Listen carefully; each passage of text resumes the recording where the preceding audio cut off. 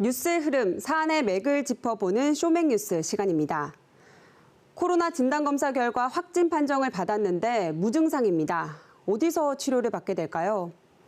이제 코로나19 확진자는 본인이 동의하면 집에서 재택치료를 받게 됩니다.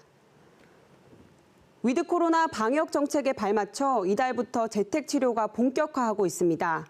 전국에서 이미 3,800여 명이 재택치료를 받고 있는데요. 대구도 이달부터 본격 운영에 들어가 현재 16명이 재택치료를 받고 있습니다.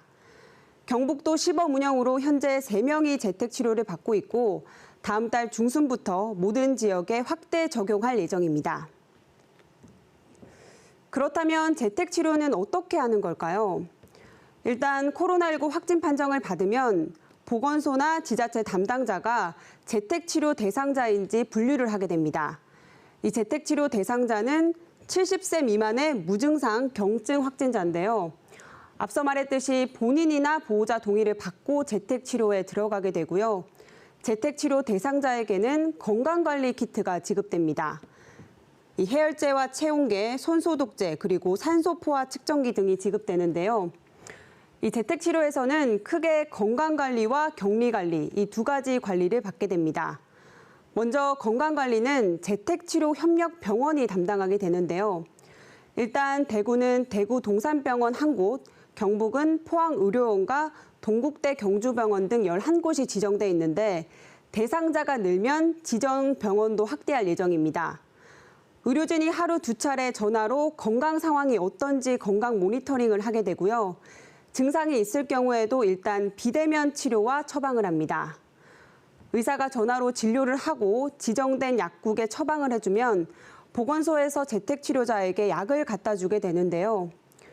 이와 함께 시군 전담 공무원이 유선이나 앱을 통해서 이탈 여부도 확인합니다.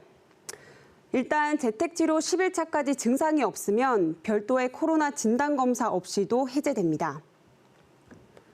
재택치료 확대는 불가피해졌지만 걱정되는 부분 한두 가지가 아닙니다.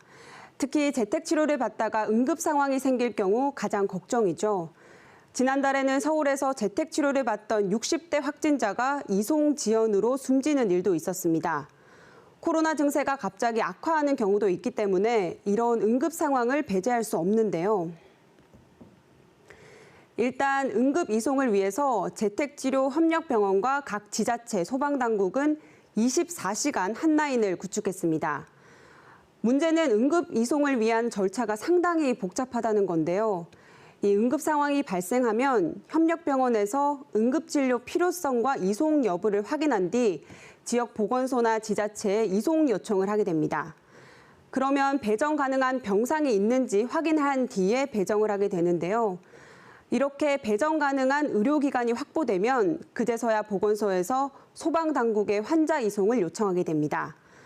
환자 이송은 보건소 구급차나 119 구급차 등을 통해서 이뤄집니다. 이렇게 절차가 다소 복잡하다 보니 시간이 꽤 소요되지 않을까 우려되는 게 사실입니다. 실제 소방청 자료를 보면 응급 환자의 이송 속도도 떨어지는 것으로 나타났습니다. 대구에서 고열과 호흡 곤란, 의식장애 등을 호소한 환자를 30분 이내에 이송한 비율은 지난 2016년 74.8%에서 지난해 46%로 감소했습니다.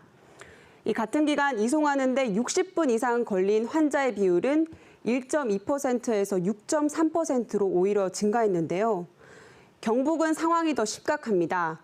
지난해 기준 군급 이송에 60분 이상 소요된 환자의 비율은 22.1%로 전국에서 가장 높은 수치를 기록했고요. 30분 이내에 이송한 비율은 31.8%에 그쳐서 이 부천과 세종에 이어서 전국에서 세 번째로 낮았습니다.